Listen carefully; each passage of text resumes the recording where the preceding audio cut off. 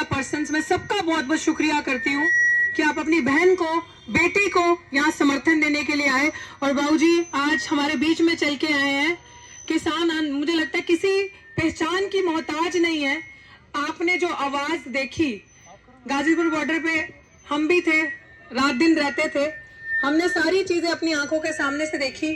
जो मूवमेंट उठी थी, मोर्चा तो बड़े टाइम से चल रहा था, किसानों का मूवमेंट तो बड़े टाइम से चल रही थी, लेकिन जो सच्ची आवाज गाजीपुर बॉर्डर से उठी और जिस दिन आपने 10,000 से ज्यादा लोग रातों रात गाजीपुर बॉर्डर पे देखे थे, वो सिर्फ और सिर्फ इस शख्सियत की वजह से। जोरदार तालियां बजाइए नेताजी राकेश टिकैत के लिए।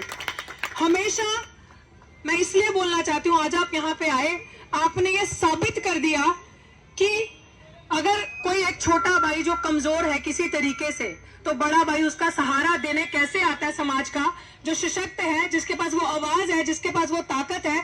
आपने यहाँ आके ये साबित कर दिया कि हम एक हैं, हम मूल निवासी हैं इस देश के, और हर लड़ाई हम एक होकर जीत सकते हैं। ये है असली बहुजन समाज।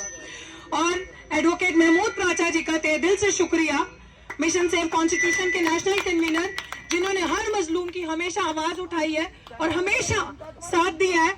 मेरे केस को मजबूती देने से लेकर हम सब की आवाज सुनना और साथ देना, पीछे सपोर्ट देना हमेशा, और सही रास्ते पे चलना सिखाना और अडिग अटल कैसे रहना वो सिखाया है। प्रोफेसर रतन लाल हमारे बीच में, जोरदार तालियां बजाएं।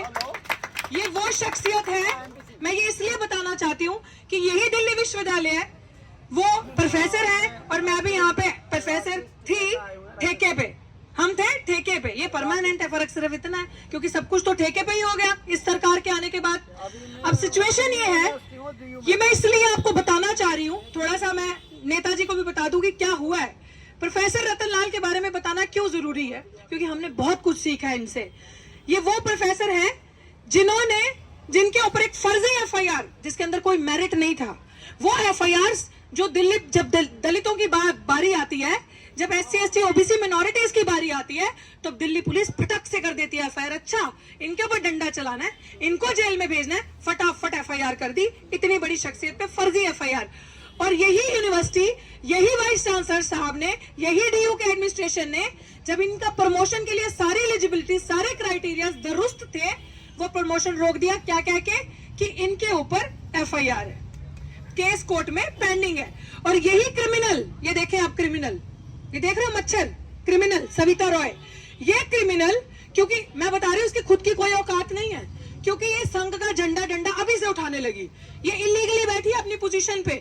मैं जो भी बात बोलती हूँ पूरे तथ्यों के साथ बोलती हूँ और पूरे प्रूफ के साथ बोलती हूँ। कोई भी चीज, आप किसी भी चीज का सबूत चाहते हैं तो मैं आपको दे सकती हूँ। तो ये क्रिमिनल, जिसने डॉक्टर रितु को, मेरे केस में इस क्रिमिनल पे FIR तो हुआ, चार्जशीट भी जमा होगी। अब आप सोच लो, SC ST एक्ट में दिल्ली पुलिस से चार्जशीट करवाना कितनी बड़ी बात है। बाबूजी, चार्जशीट जमा होगी, वो धाराएं आप देख लें, धाराएं जो लगी है इस पे, इन पे तो खाली FIR थी। इनकी हेयरिंग में मैं थी, जज भी हंस रहा था ये क्या केस है, वो भी हंस रहा था ये क्या ले आए हो।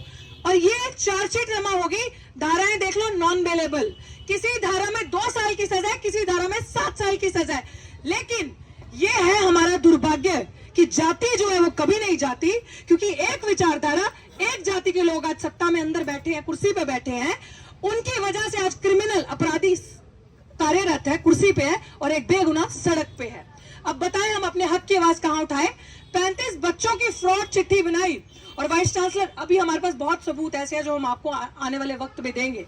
वो वाइस चांसलर साहब का नाम लेकर कहती है, ये हम बताएंगे आपको, वो वाइस चांसलर का साहब के नाम लेके कहती है, वाइस चांसलर साहब मेरे साथ खड़े हुए।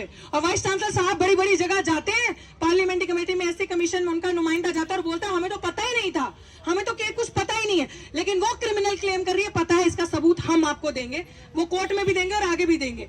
लेकिन ये भी एक प्रोफेसर है सविता रॉय, और ये भी एक प्रोफेसर है, मैं भी एक प्रोफेसर हूँ। तो कौन सी ऐसी चीज है कि उस क्रिमिनल को अंदर रखा हुआ है और हम बेगुनाह लोग बाहर हैं और ये पर्चे झेल रहे हैं? इसीलिए हम लोग चाहते हैं कि फैसला अब जनता की अदालत सुनाएगी, जन सुनाएगा, क्योंकि अगर हमारी सुनवाई कहीं पे नहीं होगी तो रास्ता सिर्फ हमारे पास जमीन ही है अपनी आवाज को बुलंद करने का, न्याय की तरफ जाने का। मैं बार बार बोलती हूँ, मेरी नजर में सामाजिक कल्याण की परिभाषा परिवार कल्याण नहीं है। अगर मैं अपने आप को देखूं, परिवार को देखूं, मैंने लिख दिया है नौकरी नहीं न्याय चाहिए। मेरा परिवार पूरा बहुजन समाज है, SC ST OBC मिनोरिटीज। मुझे किसी एक से मतलब नहीं है, पूरे परिवार से मतलब है। मेरी लड़ाई इंस्टीट्यूशन में हो रहे कास्ट डिस्क्रिमिनेशन, जो जाति के आधार पे, नस्ल के आधार पे हमें प्रताड़ित किया जाता है। अगर हमारे अंदर टैलेंट दिखता है, हम दलित आदिवासी बच्चे अच्छे अंग्रेजी कैसे बोल रहे हैं, अच्छा पढ़ कैसे रहे, अच्छे कपड़े कैसे पहन रहे हैं, हाशिए पे आ जाते हैं, टारगेट पे आ जाते हैं, इनसे बर्दाश्त नहीं होता। तो ऐसी रणनीति करके, ऐसी साजिश बनाकर एक 35 बच्चों की फ्रॉड चिट्ठी, आप सबको ही पता है, मेरे अगेंस्ट लगाई, जो पकड़ी गई। और अभी ये केस इस स्थिति पे आ चुका है। अब 6 तारीख को मैं आप सबसे, नेताजी मैं आपसे भी हाथ जोड़ के विनती करती हूँ, 6 तारीख को हमारा बहुजन अधिकार मार्च है, जिस मार्च में हमारे जितने लोग सताए हुए हैं, जितने लोग प्रताड़ित है, हमने इनको अभी थोड़े दिन पहले टीजर दिखाया था, वो ट्रेलर है, पिक्चर फिर कभी दिखाएंगे आने वाले टाइम पे। लेकिन उस टीजर में आप सबको अपनी संख्या बल लेके आना है, क्योंकि हम संविधान को मानने वाले, हमारी चीज हर एक चीज पीसफुल तरीके से करते हैं। लेकिन अपनी ताकत से, वो जो एक्शन प्रोग्राम्स उसके बीच में होंगे उस दिन बताए जाएंगे, लेकिन हम अपनी ताकत से, अपने संख्या बल से इनको बताएंगे कि अब दौर मनुवादियों का नहीं, अंबेडकरवादियों का होगा। और सत्य को आप जितना मजबूर करोगे सत्य को, वो उतना मजबूत होता जाएगा। और उसकी ट्रेलर आप अभी देखोगे 6 नवंबर को सुबह 11 बजे आर्ट्स फैकल्टी पे आपको इकट्ठे होना है। और यहाँ से पीसफुल मार्च शुरू होगा, जिसमें वाइस चांसलर का घेराव किया जाएगा। बड़ी अच्छी बात है वाइस चांसलर तक ये वीडियो आज पहुंच जाएगी, बहुत बढ़िया बात है। तो क्योंकि ये कुलपति को मैं क्यों कह रही हूं, ये कुलपति सुन ले, जातिवाद का चरित्र आपका सामने आ रहा है, इसका नहीं आ रहा। ये तो मच्छर है, ये तो छोटी सी इंप्लॉय है यहाँ की, कहती तो गुंडी है अपने आप को, बेचते भी है यहाँ पे क्रिमिनल्स मिलके वाइस चांसलर के साथ। लेकिन यहाँ एक परिवार में सबसे ऊंचा जो व्यक्ति होता है, अगर बाप है या माँ है, परिवार का छोटा इंसान गलती करता है, कुछ करता है, तो बड़ा मुखिया सजा देता है, बड़ा मुखिया फैसला लेता है। लेकिन ये मुखिया जब करप्शन को सपोर्ट कर रहा है, जब क्रिमिनल को सपोर्ट कर रहा है, तो आज लड़ाई इस गुंडी से नहीं है, इस क्रिमिनल से नहीं है, आज लड़ाई वाइस चांसलर से है। क्योंकि वाइस चांसलर की शय के सामने सब कुछ हो रहा है। 2 मोर्चे हमारे सामने लगे थे, वो उठा दिए गए। यूनिवर्सिटी का एडमिनिस्ट्रेशन खुद उनको जूस पिला रहा है और उन प्रोटेस्ट को उठा दिया गया, सामने इस गेट के सामने लगा था। हम लोग 64 डेज से बैठे हैं, क्योंकि दलित की बेटी भारत की बेटी नहीं है, दलित के बच्चों को इंसाफ नहीं मिलेगा। अगर दलित, मैं बार बार ये चीज कहती हूँ कि बहुजनों जागो, आप लोग जागो। क्यों आपके वाइस चांसलर्स क्यों नहीं है, आपके प्रिंसिपल्स क्यों नहीं है, आपके बड़े बड़े प्रोफेसर क्यों नहीं है, ऐसे बुद्धिजीवी प्रोफेसर का प्रमोशन क्यों रोका है कोई ऐसा इंटेलेक्चुअल? अगर अपनी बात नहीं रख सकता, हम स्वतंत्र नहीं है अपनी बात रखने के लिए। दलित हाशिए पे, टारगेट पे आ जाते हैं अगर आवाज उठाते हैं, लेकिन हम आवाज उठाएंगे, हम नहीं डरते किसी धमकी से। कोई ऐसी धमकी नहीं जो हमें डरा सकती है, कोई ऐसी करेंसी नहीं जो हमें खरीद सकती है। और दूसरी बात अंत में यही कहूंगी, हमारी संख्या बल पे नहीं जाना।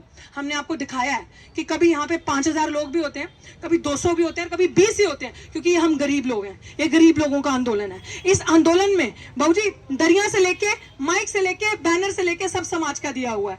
हमें कुछ लोग ऐसे जिन्होंने जिम्मेदारी लगाई है खाना लाने की, हमारे नाहरपुर के, हमारे करावल नगर के साथी, हमारे आसपास के तिमारपुर के साथी, ब्रेकफास्ट, डिनर, लंच सब हमें देकर जा रहे हैं। 64 डेज तक हम इसी पर सर्वाइव कर रहे हैं। हमारे लोग सुबह कुआं खोदते हैं, शाम को पानी पीते हैं, हमारे पास रिसोर्सेज नहीं है, लेकिन तिल फुल जितना भी हम करते हैं हम करेंगे। मैं पंजाब की उस धरती से आती हूँ, उन गुरुओं का खून मेरी रगों में है, जिन्होंने कहा था पुरजा पुरजा कट मरे कबू न छाड़े खेत।